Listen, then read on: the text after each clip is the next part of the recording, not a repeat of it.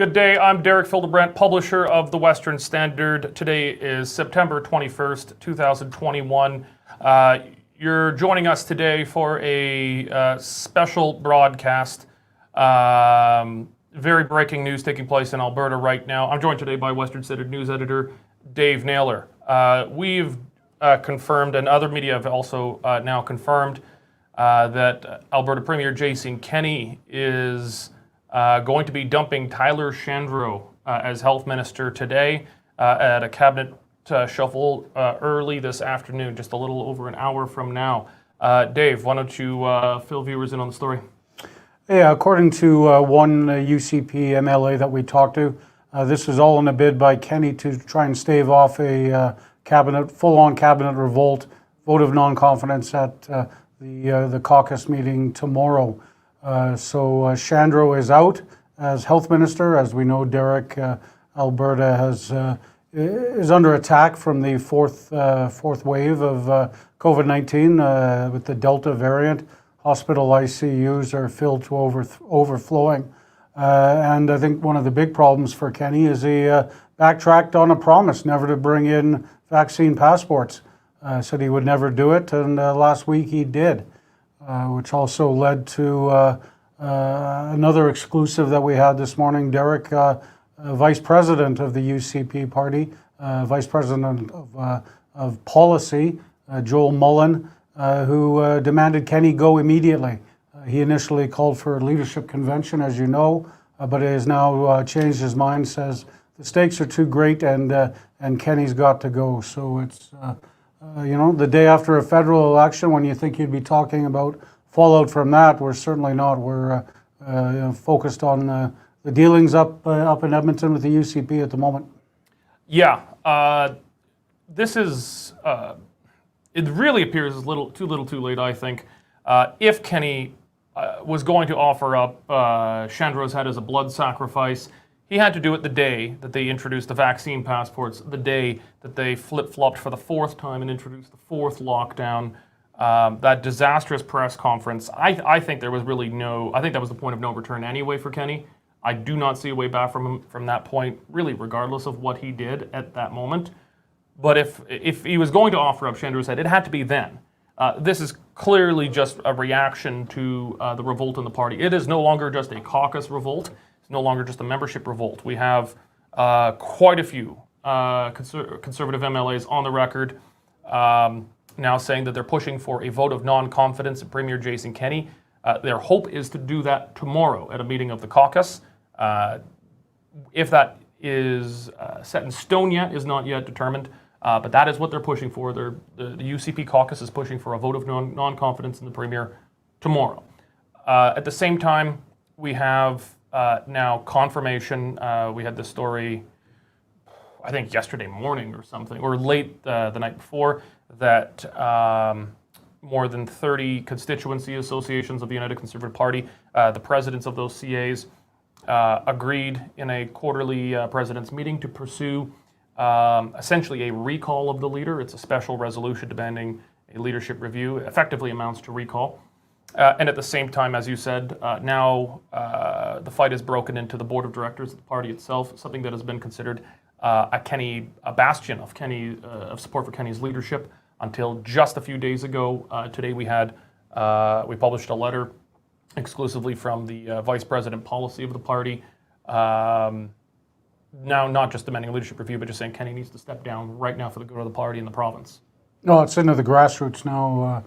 Derek, as you say, dozens and dozens of the grassroots constituency associations calling for a leadership review. Unlike you, I don't think there is a way back for Kenney at the moment. I guess the question is, how does he read the tea leaves? How graciously does he step down?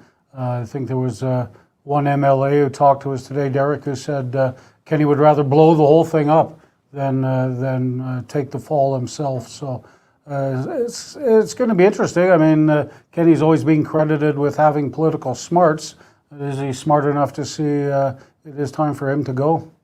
Yeah, I think let's dig into that a bit. We spoke to, of course, we protect the names of these MLAs so that they will continue to speak to us. If a source ever speaks to us, We never jeopardize them, so we're not using their names here. But we spoke to one MLA today who said that this is too little, too late. I don't think that's a particularly original opinion, but this MLA said that this is unlikely to, the blood sacrifice is not likely to satisfy caucus. Shandro is expected to still remain in the cabinet. He is expected to just trade places with Jason Kenney, who is the Minister of Labour. So Kenney goes to Health, and Shandro goes to Labour. So he's still he's not going to take a pay cut. He's still going to be paid extra as a cabinet minister, still going to continue to remain an MLA. Not really actually much of a punishment for a disastrous performance. Not entirely entire reshuffling of the deck chairs on the Titanic, is it? No, it's just changing places on a couch. So, this MLA said that if Kenney had, he thinks it's no matter what he's done at this point, but if this was going to work, he needed to punt Shandro at the very least from the cabinet entirely, possibly even from the caucus, maybe find a soft landing for him in the corporate world somewhere. That's obviously not the case. So caucus is not going to be happy, but this is an attack. He says that Kenney will, quote, blow it up before he steps down gracefully, that there was an opportunity when Kenney faces a potential vote of non-confidence tomorrow that the Premier could step aside with at least some grace and dignity and try to allow the party to recover. They only have a year and a half or less until the next provincial election. He says Kenney would rather blow it all up and take the ship down with him rather than, in his words, do the right thing, step aside so that the party and the province can recover. Yeah, and let's face it, and one of our sources said the same thing, that Shandro was not a very good health minister. I think we can all agree on that. But he was only following the orders, as they say. He was following Kenney's marching orders. As we know, Kenney likes to have his fingers into every little pie. So he was doing what Kenney told him to do. Mm-hmm. And the results doctors fighting, nurses fighting him, overflowing ICUs. So yeah, Shandro had to go, but he was only doing what he was told. It's not like Shandro was running some obscure ministry of tourism and culture or something. This was the key ministry for the last year and a half. It's always a key ministry, period, but it is really obvious. It goes without saying, this has been the key ministry of the government and every government probably on the planet for the last year and a half. Kenney is a notorious control freak. They've had the senior cabinet committee, I think it's called Policies and Priorities Cabinet Committee. They meet regularly. They're effectively the real cabinet making the decisions right now. Shandro's in that cabinet, in that committee. Kenney chairs that committee. I don't know how Kenney can say that. I didn't know what was going on. This guy went rogue, wasn't following orders, and he's going to pay the price for it. He was doing exactly what he was commanded to do. He was operating on Kenney's orders. So it's going to be a fascinating press conference. I really don't know how Kenney is going to say, heads need to roll, and it should be that guy over there that I put in the job and told what to do. It's going to, I don't know how he's going to square that circle. No. Interestingly, at the press conference, it's going to be 3:30 Mountain Time, and we'll be live streaming it on the Western Standard website. Dr. Deena Hinshaw, the Chief Medical Officer of Health, will be there, and Kenney and the doctor will update us all on the COVID numbers. Been really bad lately, Derek, as you know. 4,200 cases over the weekend, an incredible number. It's the whole government is in a mess right now.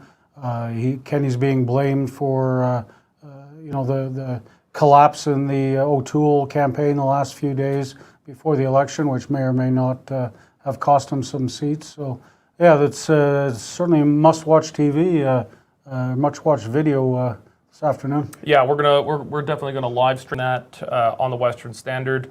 Everyone will be able to catch that live. 3:30 Mountain Time, you said? 3:30. Yeah. I know Kenney has refused to ever take a question from the Western Standard or yourself. Do you think he's going to take one today? No, because we're not invited to even go to his press conferences. Well, we should go anyway. Well, yeah, maybe. But maybe we should go anyway. You'll be like the Kool-Aid man, just coming through the wall. Coming through the wall. I got questions, Mr. Premier. Yeah, I see the sheriffs leading me away in handcuffs. But, well, Good press. Things you have to do for the Western Standard. Good press. Okay, this was a special bulletin, so we're not gonna abuse everyone's time. I want to thank you all for joining. Remember, the Western Standard refuses to accept government money. We do this supported purely by readers who become members and our advertisers. If you are not yet a member of the Western Standard, please go to westernstandardonline.com, click on membership, try it free for 15 days, see if you like it.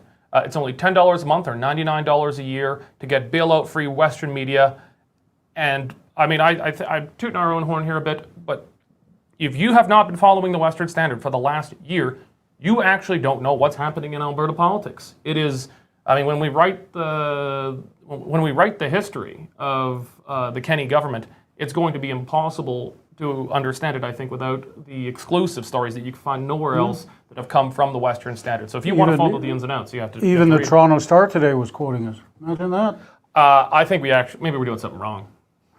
Maybe we're doing something wrong. I don't know. Do you think a special edition of Weekly Leaks tomorrow for Western Standard members? I can't say 100%, but I think there is. Oh no, I could say with 99% certainty we've already got some Weekly Leaks for tomorrow. Awesome. But we might have more than one Weekly Leaks. We're gonna see. But yeah, definitely stay tuned. There is an extremely high likeliness we're gonna have more very important exclusive news coming for you. Thank you very much for joining us, and God bless.